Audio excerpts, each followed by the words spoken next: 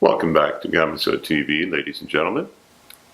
Today we're talking to Taylor Wanstall, otherwise known as Tatianna Lee, as his performance name.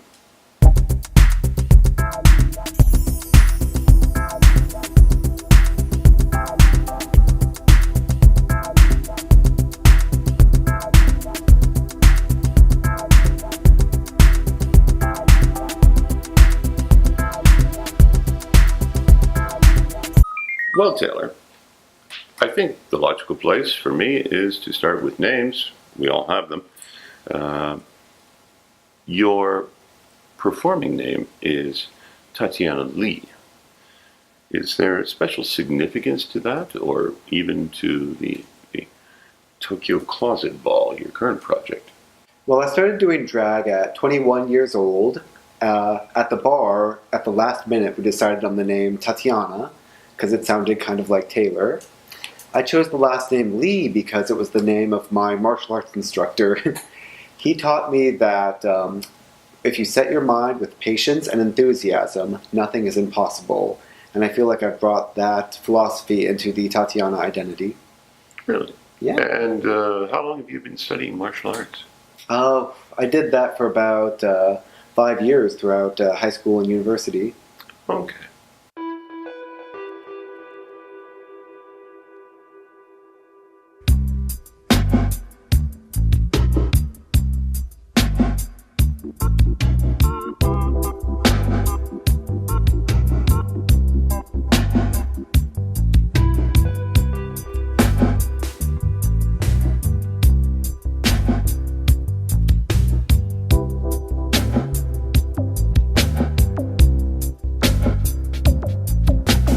I understand you're similar to me in the sense that you grew up in a relatively small town and you find yourself in one of the largest cities in the world now. Can you give us an idea of what took you from Eugene, Oregon to Tokyo?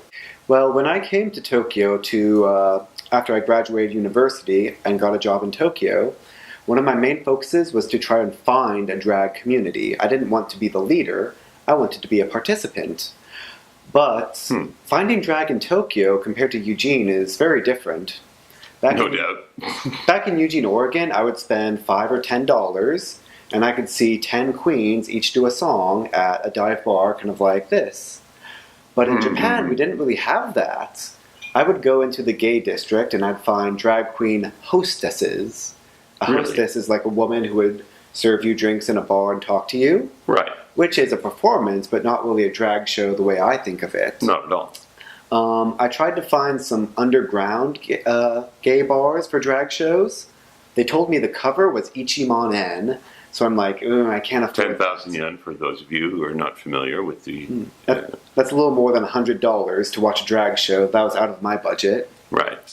And then I found a special drag event in the gay bar. It started at 1 o'clock in the morning, where one queen did one song, and I was so disappointed. There was nothing in Tokyo that was like what I had in Eugene. I figured the only way to have something like that is if I created it. So I did. So your first experience was very informal, very casual, and then when you arrived here in the big megalopolis, you were very disappointed with the packaging of drag. I would say I was disappointed with the insiderness of it. Everything was in its bubble and separated from the community. Right. That's why I chose the name Closet Ball. It means that, hey, this is something that was in the closet. Let's bring it out and make it for everyone. Gay people, straight people, anyone who's interested in seeing this type of artwork. And this is performance art. Certainly, yes. It's we can do any type of performance art, including lip syncing, singing, dancing, interpretive dance, stand-up comedy even. A drag queen can do any type of performance like that. Comedy skits. Yes. The main thing that makes it drag is using gender as a element of the performance. A painter uses paint, a singer uses music, and a drag performer uses gender as part of their artwork.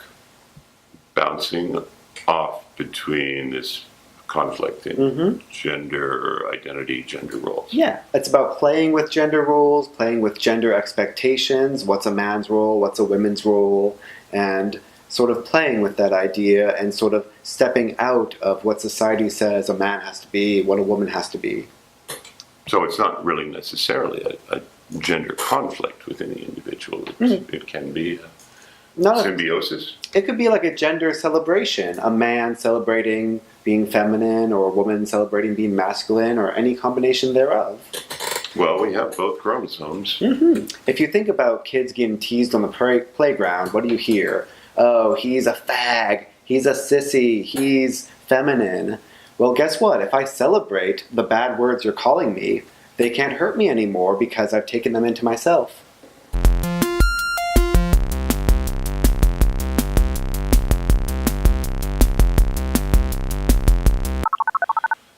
So from my understanding, you have three major performance avenues. The Tokyo Comedy Store, Yes. Tokyo International Players, and the Tokyo Closet Ball. Yes, that's right. Are you juggling all three of these concurrently or successively? Well, all three organizations are very different to me. My main focus is the Tokyo Closet Ball. It's the drag show, and what I like to comically say is Tokyo's leading provider of English language gender subversive entertainment. That's quite long. It is very long, so drag show is fine if you want to say that. I also started to do stand-up comedy because I wanted to branch out and try something that I'm not as familiar with. Drag and comedy are related. They're quite related, yeah. Plenty of drag performers focus on comedy, and I happen to be one of them now. And also, we have Tokyo International Players. They're the longest-running English language theater group in Tokyo. I think they've been around for about 120 years. That long? Very long time, yeah. I've been aware of them. I didn't realize their history was that deep. Yes, very deep, yeah. Going back to drag. Why are men and women who, I understand the term drag queen. That's a man who assumes the role, performs the role of the opposite gender. Is there a counterpart? What about women who do the same thing? Well, certainly, drag is an art form that's open to everyone. There was a time when only men could be doctors, and a time when only men could be pilots.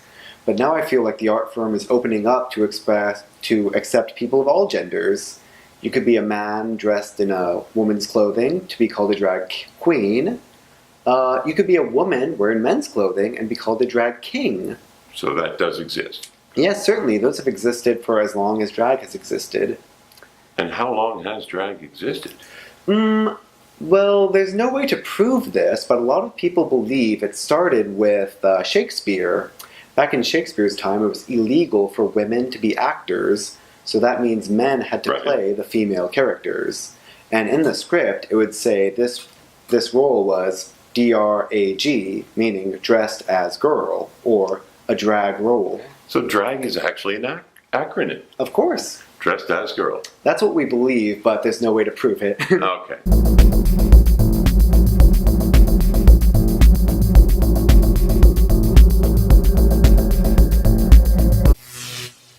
So at current, you're juggling three T's: the Tokyo Comedy Store, the Tokyo International Players, and the Tokyo Comedy Ball. Closet Ball. Closet Ball. Yes. Forgive me. And these are all stage performances. where do you see your heart lying Well, in your activities?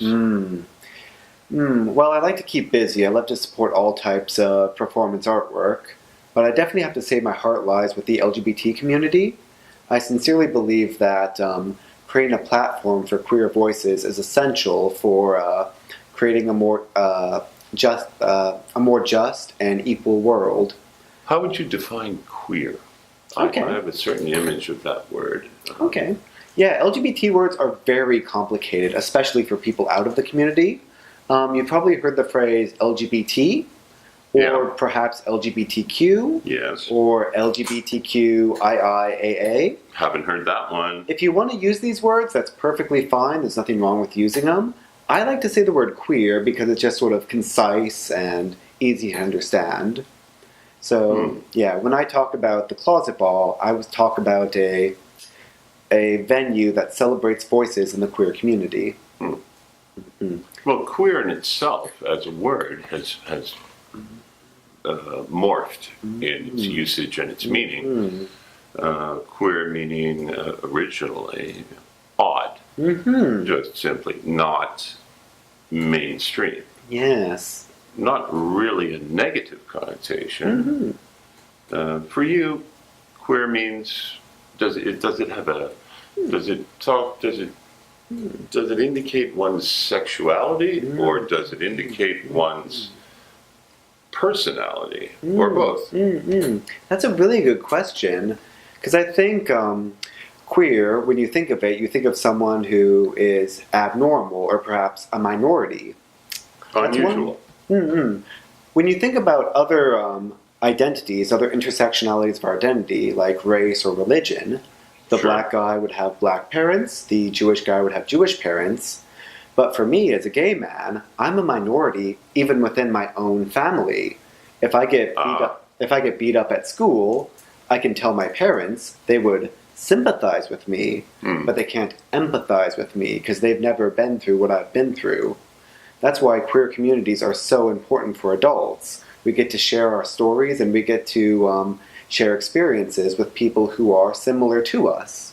And community is the foundation of being odd.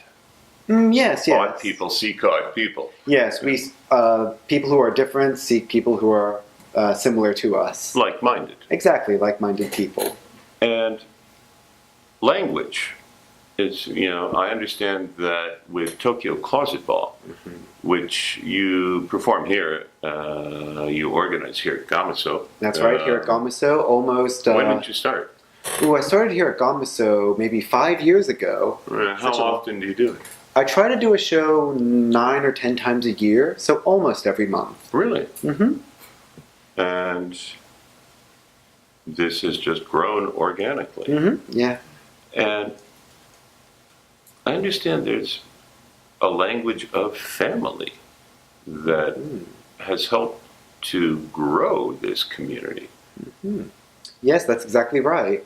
If you think about the 60s, 70s, 80s, if you came out as gay or lesbian or transgender, so many people were removed from their families. They got kicked out of their families just because of who they are. True. So they would pack up their things, move to the big city, Right. and create a community in the drag community.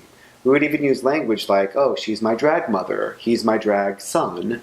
And certainly there's a humorous aspect to this language, but at the same time we have a sincere quality to it because you are like the family that I have now and not the family that rejected me.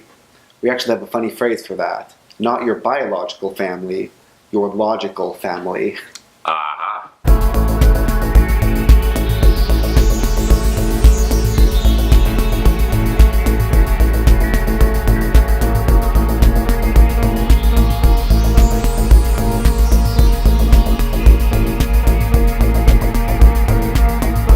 Well, Taylor, Tokyo Closet Ball is your brainchild and your baby.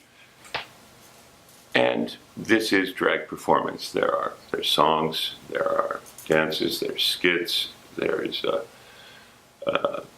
performance art. But I've often wondered what are the the simple mechanics and the costs involved with being a male who has who wishes to explore a female persona.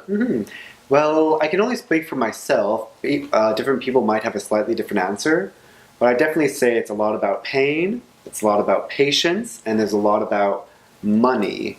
Pain, patience, money. Yes. So makeup is definitely a very expensive product. Yeah. The contents of my makeup box are easily $1,000 when it comes to eyeshadow, foundation, contouring powders, makeup brushes. The time commitment, it takes me at least 2 hours to put my face on when I'm putting 2 on my hours? makeup. Yeah, 2 hours at least. Before every performance? Before every single performance. I can't just do this for any stand-up comedy show on a Wednesday night. I have to be able to set aside time for the makeup. And the dresses are very expensive, especially big cities like Tokyo. A simple dress could be $70, $80, $100 for a dress. What about shoes? Shoes, yeah. Shoes are very important because you got to match the color of the shoe with the dress, obviously. So shoes could be another $20, $30, $40. Wigs could be anywhere between $10 to $100. Can you actually wear the shoes that are made for women? Some people can if they're a smaller guy with smaller feet. I wear a size 11 men's. That's not small. I have to specially order my shoes from eBay to wear them. Really? Drag, yes. So you're juggling comedy, you're juggling closet ball, and also the international players. Are you going to continue to keep these 3 balls in the air in the future? Is that what you see? Certainly I am. I love to keep busy and I love giving back to the community. For Tokyo International Players, I'm front of house manager for a show called The Who's Tommy. It's a rock and roll musical based off the music of The Who. That's going to be May 17th to 20th here in Tokyo in Nakano. But you won't be on stage. I'll be probably tearing tickets, smiling, and helping difficult customers. There you go. Second, I would be the Tokyo Comedy Store and the LGBT Comedy Night. Now, I realize that drag queens, the glamour, the lipstick, the wigs... The $1,000 makeup box. That's not a commitment everyone's willing to make, and I respect that. That's why I started a comedy show that would celebrate a greater range of queer voices. And also, we have my first and my main focus, the Tokyo Closet Ball. Oh, I'm sorry. The next comedy show. The next comedy show is going to be April 28th here at Gamuso. That's Saturday, April 28th at Gamuso. Well, thank you very much, people, for joining us today. I don't know about you, but my mind has been changed somewhat from small town to a larger worldview. Perhaps yours has too. And thank you very much to Taylor, aka Tatianna, and to you. Wherever you may be on the planet, have yourself a wonderful morning, afternoon, evening, or night. Take care.